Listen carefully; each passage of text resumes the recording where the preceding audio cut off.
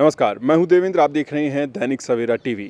Bharatiya Janata party Lok Sabha चुनाव को लेकर हरियाणा में लगातार प्रचार प्रसार कर रही है और इसी के चलते ये भी कवायद शुरू हो गई है कि अब जो रूठे हुए नेता हैं, टिकट जो दिए जाने के बाद नाराज हो गए थे या कुछ मनमुटाव थे, उसको भी दूर कर लिया जाए।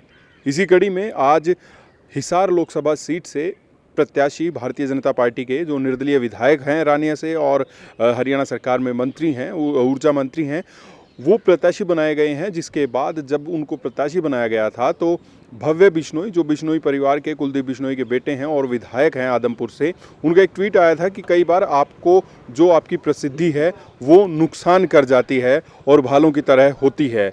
और इसके बाद जो बिश्नोई परिवार है वो लगातार भारतीय जनता पार्टी के हिसार से उम्मीदवार रणजीत सिंह के प्रचार कार्यक्रमों से लगातार दूरी बनाए हुए दिखाई दे रहा था। तो आज हरियाणा के मुख्यमंत्री नायब सैनी दिल्ली में कुलदीप बिश्नोई के निवास पर पहुंचे और भव्य बिश्नोई से मुलाकात की, कुलदीप बिश्नोई से मुलाकात की। और इस मुलाकात करने के बाद क्या कुछ उन्होंने कहा है, आइए आपको सुनवाते हैं।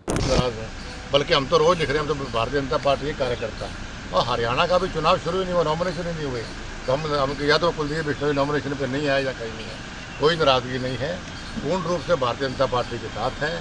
बढ़िया तरीके से मेहनत करके, चाहे वो हिसार लोकसभा है या कोई लोकसभा है, भारतीय जनता पार्टी का साथ देंगे और 10 की 10 सीटें हम भारतीय जनता जिता के एक झोली में डालेंगे मोदी जी को हमने प्रधानमंत्री बनाना है ताकि देश तरक्की करे। आप चुनाव प्रचार में कहाँ रहेंगे, भव्य कहाँ पे रहेंगे? सभी जगह रहेंगे, जहाँ भी पार्टी हुक्म करेगी वहाँ रहेंगे। और 29 तारीख को जो रैली है आदमपुर के अंदर, उसमें मैं भी आऊँगा, भव्य भी आएगा और सभी तमाम मुख्यमंत्री जी भी, सभी लोग हम आएंगे। ये कांग्रेसी भी ज़्यादा कह रहे हैं कि कुलदीप साहब नाराज है, पक्का कोई नाराजगी नहीं। कांग्रेस पार्टी वालों के बात को सीरियसली क्यों लेते हो? जब लोग उनको सीरियसली नहीं लेते हैं, वो तो खत्म हो चुकी है पार्टी में, कोई भविष्य नहीं। टिकटें क्यों नहीं बांट रहे कांग्रेस वाले सर? वो तो वही बताएंगे, कोई लेने वाला नहीं है जो उनकी टिकट के करेंगे, तो सारे आ रहेंगे कैंडिडेट इनके। तो आपने सीएम साहब को ब्रेकफास्ट पे बुलाया था, क्या कुछ डिश थी? कड़ी वगैरह बड़ी फेमस है आपकी? हमारा तो आज हमारे परोंठे खिलाए, चूरमा, हमारा चूरमा कड़ी पॉपुलर है बिश्नोइयों की हमारी। तो ख्याल ये कोई हमारी ये नहीं कोई मुझे मनानी है, कोई ऐसी कोई बात नहीं।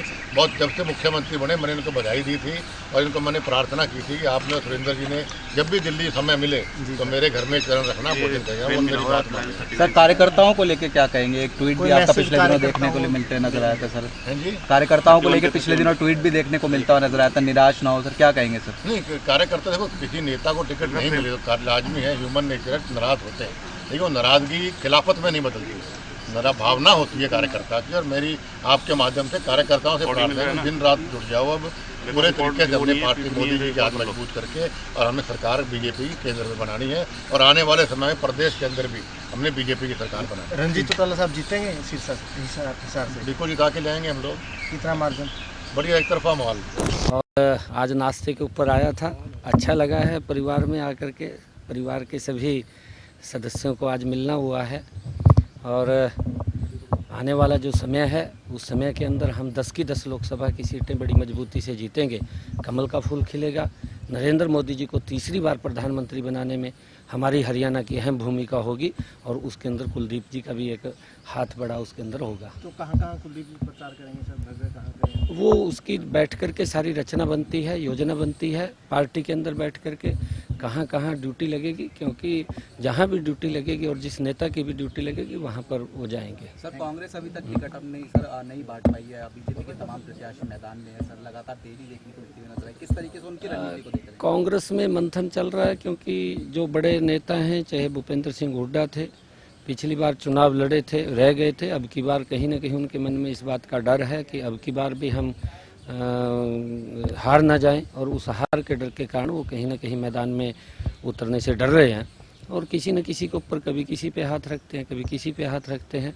और हमारा युवा है भव्य, आगे आ जाओ भव्य जी, भव्य हमारा ये युवा है, आने वाले समय का नेता है हमारा, और मिलकर के हम मजबूती से 10 की 10 लोकसभा की सीटें, और करनाल में भी एक कमल का अंक शुभ होता है और 11 के 11 कमल के फूल खिलेंगे और नरेंद्र मोदी जी देश के तीसरी बार प्रधानमंत्री बनेंगे और वहाँ पर भी कमल का फूल खिलेगा। आपका नामांकन 6 को रहेगा ना सर?